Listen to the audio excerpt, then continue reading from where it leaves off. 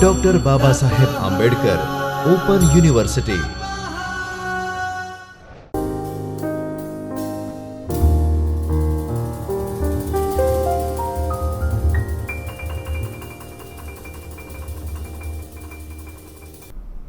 I, Dr. Darshna Dalwadi, Assistant Professor, School of Computer Science, Dr. Babasaheb Ambedkar Open University, welcome you all to the Chaitanya studio of Dr. Babasaheb Ambedkar Open University. I welcome you all to the lecture series of Principles of Cybersecurity. Today, we will discuss about Unit 2, Attack Vectors, Threats, Risk and Vulnerability of Block 1. In this chapter, we will discuss different attack vectors, threats, associated risk, vulnerability and consequences. Also, we will see how risk management is done to handle the potential risk associated with the threats. Our today's agenda is to discuss about key terminologies, attacks and risk assessment. Attack or attack vector. First terminology we have, that is attack or attack vector.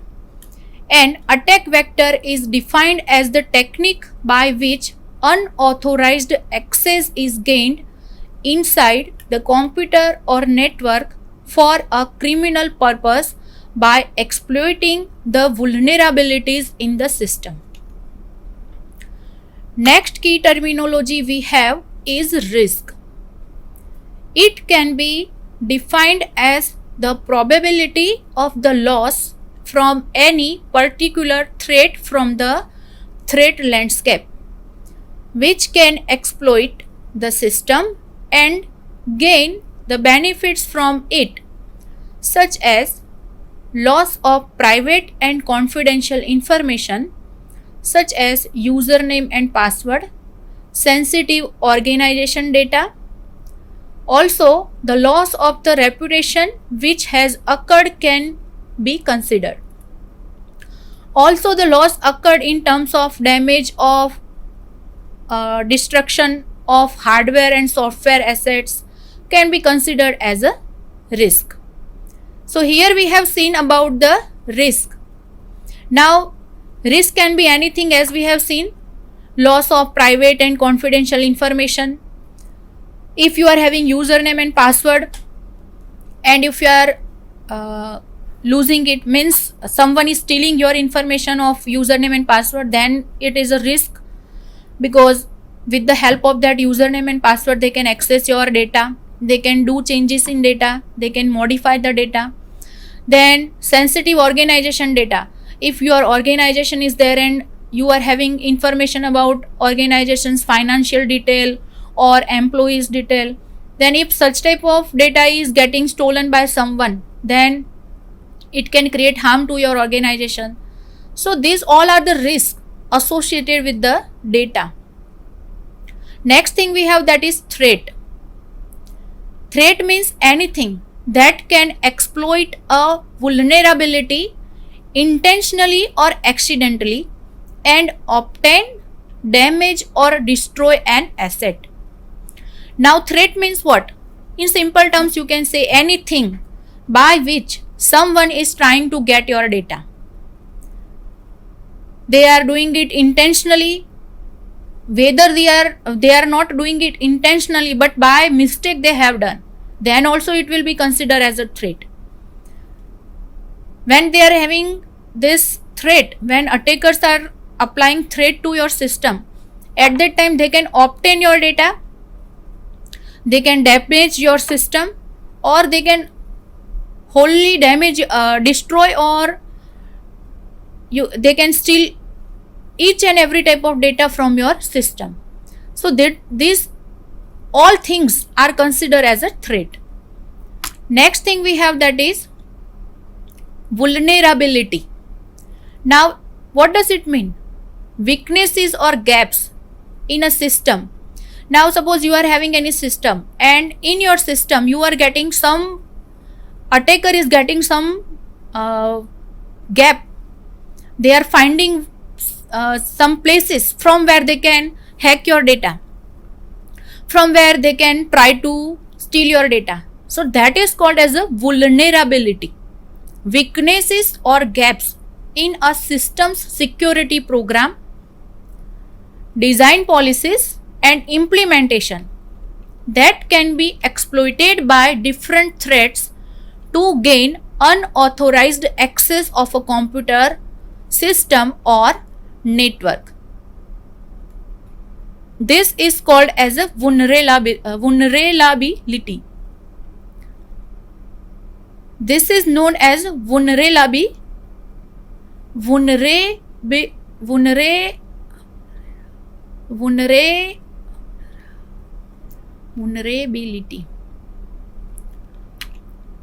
Next thing we have, that is asset.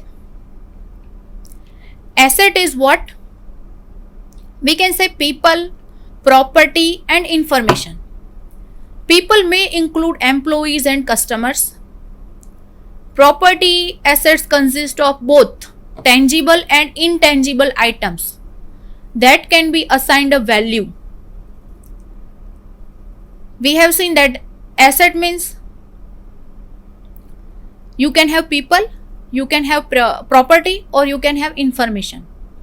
People means it may include the employees who are working, or it may include the customers who are coming to your organization. Property means it is consisting both tangible and intangible items that can be assigned a value. Intangible assets means the reputation and proprietary information of your organization. It is called as intangible asset. The information which may included in databases, software codes, critical company records and many other intangible items can also be included in your assets. An action, device, procedure or technique that reduces a threat, a vulnerability or an attack by eliminating or preventing it, or by minimizing the harm it can cause, or by discovering and reporting it so that corrective and proactive actions can be taken, are called the countermeasures. Now whatever we have seen is what?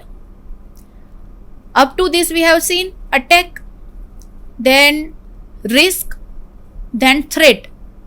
Now when we are having these things, we have also seen assets. Now when we are having these things, at that time we need to take some countermeasures. Now what are they? That we have seen right now. Countermeasures means an action, device, procedure or technique that is helping us to reduce the threat, to reduce an attack. Now to do so, what it is doing? It is eliminating the threat or attack, or preventing it, or minimizing the harm it is causing to our system, or by discovering and reporting it to the organization or to the person. With the help of this, what can be done? One can take corrective and proactive actions that are called as the countermeasures. Now after that, you can see here one figure is there which is showing the relationship between all the different terminologies we have seen. Owner imposes countermeasures to reduce the risk to the assets. Owner wish to minimize the risk to assets. Owner values the assets. Threat agents give rise to threats that increases the risk to assets. Threat agents wish to abuse and or may damage the assets. We have already seen the definition of attacks. We will look here the subtypes of attack, and they are active attacks and passive attacks. Now up to this what we have seen? See, these are the key terminologies we have seen and the relationship between them. Here you can see each and everything is related to each other. After that, whatever we have seen means key terminologies. In that first one was attack. Now two types of attacks are there, active attack and passive attack. Now active attack means what?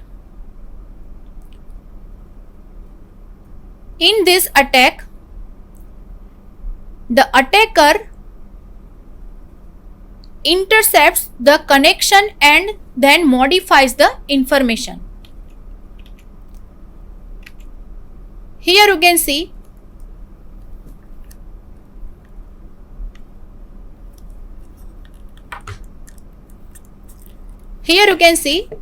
we are having Bob and Alice who are sending message to each other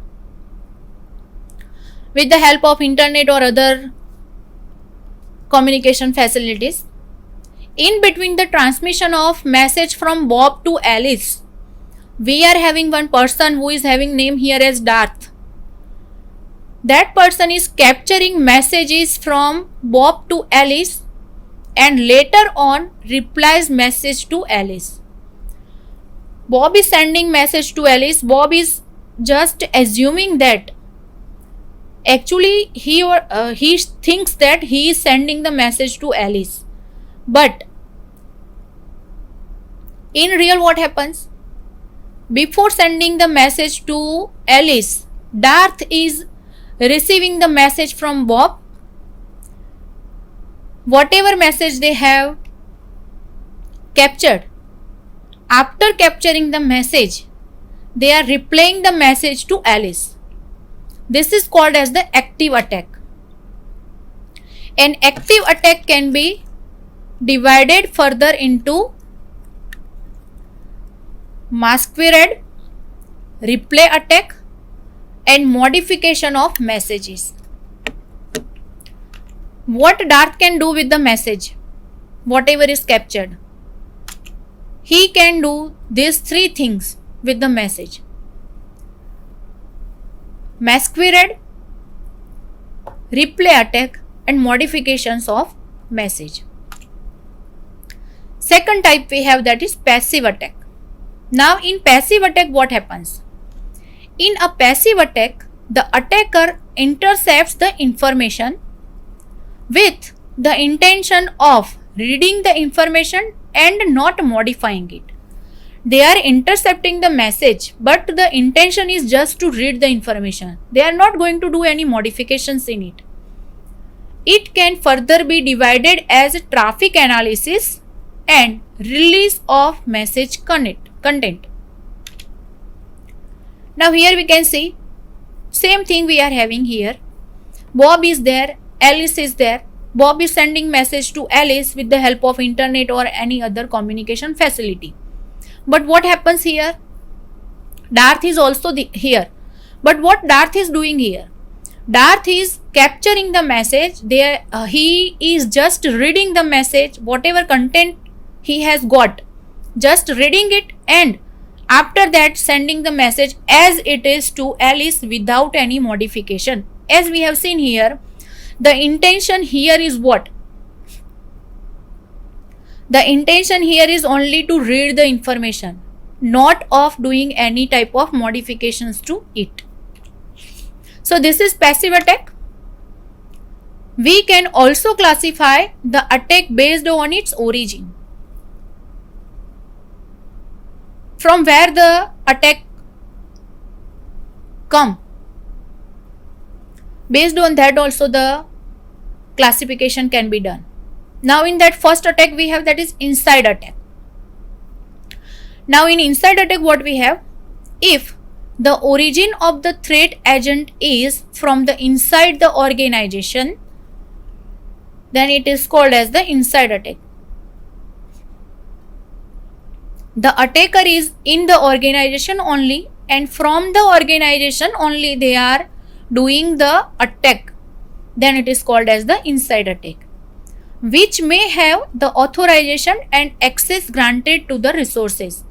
Now, as we have seen here, that attack will be from the organization. Inside the organization, the attacker is there. It means they may have authorization, means authorized person can be there. They can have access of the resources, but uses it with the criminal intent. The access are granted to the authorized user, but right now they are working as an attacker. It means they are creating harm to the system or to the organization. So their intention is not proper for the organization. So the way they are using their accesses are having criminal intent. So this is inside attack. Next attack we have, that is outside attack. Now in outside attack, what happens? As the name suggests, outside of the organization. Person is not authorized, but person is out of the organization. He is unauthorized person and trying to threat the system. Origin or source of the attack is from the outside of the organization. It gains the unauthorized access to the system or resources with the criminal intent. Now, as the person is outsider, they are attacking the system from outside of the organization. Obviously, they will not have the access of the system. So, they will be unauthorized user. So, what they will do? They will try to gain the unauthorized access of the system so that they can steal the information from the resources or from the system. Their intention is not good for the company. They are trying to steal the information. So such type of attacks we have, that is called as the outside attack. Now, what is a cyber attack? What it can do? A cyber attack can destroy the business overnight. A proper security defense is required to stop such attacks. When we are having cyber attack, at that time, overnight whole system can be, whole organization, whole business can be destroyed. So we need to provide proper security defense to the system, to the organization, to stop such type of attacks. The main focus is to compromise the systems and gain access to sensitive data. What is the main focus here? Main focus is to access the sensitive data. Now when we are having this cyber security, at the time we need to see what are the top cyber security attacks and what harm they can do to your system. So let us see the top cyber security attacks and what they have done to the systems.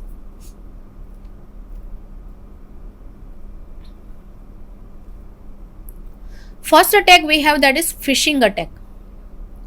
Now phishing attack means, as the name suggests, generally phishing we are using for which purpose? When we are doing phishing, at that time what we are doing? We are having some block of food which we give to the fish to attract it. So when the fish is attracted to the food, we will just capture it. So this phishing attack is same like that. It is a type of security attack that tricks the user to divulge the sensitive and personal or confidential information, which is sometimes referred to as phishing scam. Now what happens here? the attackers are trying to attract the users. They are trying to get their personal sensitive information, confidential information, like username and password. Every time we are not giving username and password to each and every site. So what happens here? They are attracting the user so that they can give their personal information like username and password, or confidential information like their credit card detail or their debit card detail or their bank detail. So every user will not click the links which are provided in the email ID for providing the details. But the attackers are smart. They know that users will not click on each and every type of links they are providing in their emails. So what they are doing? They are doing social engineering. Now social engineering means what? Social engineering means they are checking the profile of the user. Means to whomsoever they want to attract, first they will check that what type of things they are searching on internet. What are the things for which they are looking for in internet? So such type of social engineering is done, and based on that they will send the links to that user which are related to that searches. Whatever they are getting in social engineering for particular user, from that they are finding out that this user is doing such type of search. So if they are sending links related to it, they will click and will provide the information. So what that attackers are doing? They are performing social engineering and will send the emails to the user with the similar content which user is already looking or interested in it. After that, in phishing attack, the mostly targeted business sectors are payment platforms, financial and banking organizations, webmail services, and cloud storage or hosting providers. Mostly we can have phishing attacks at such type of business sectors which are having payment platform details, financial or banking organizations, or web services or cloud storages. Phishing attacks engage users with a specific message and very solicit way for the response from the user. When phishing attacks are done, at that time they will provide a specific message to the user, and user will provide the responses, which is ideally to click on the link, is known as call to action. When we are talking about this process, the attacker is providing specific message and user is giving response to the message. The whole process is called as the call to action, which means the attacker wants the user to action on the content provided in the email to perform the action. Attacker wants the user to take some action on the link. We can say content or link. Whatever link is provided, if the user is not clicking on that, click means to take some action. So attacker wants that a user should take some action, that is called as the user action, where on the provided link, as the user is clicking, the process is called as the call to action. As this process is performed, user will be ready to provide the information which they don't know that actually they are providing to the attacker. So this is what we are having in phishing attack.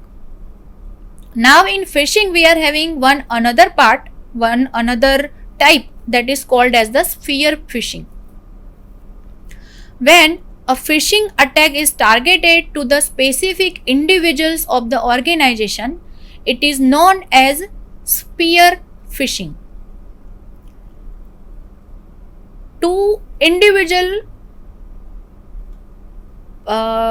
person, or we can say we are targeting to specific individuals in whole organization. From the whole organization, we don't want to attack the whole organization, but from that particular individuals are there to whom the attackers are targeting, then it is called as the spear phishing. Now attackers are using the solicit company logo, footer and all other style information which is present in the legit email to trick the user. The content of the email mainly focuses on the password, reset email or account reset activity. For the prevention of the phishing, the user has to check clearly the from address and email content along with the links present in the email body. Now when we are having this type of phishing attack, at that time what can be done from the user side to prevent it? As we have seen that attackers are sending the links in email. So first thing we need to check is what? We need to check from address, from where the mail has come. Then the content of the email, what is written in that email, along with the links present in the email body. Apart from this, employees awareness using various teaching method is the most important, as major data breach occurs due to human error which cannot be ignored.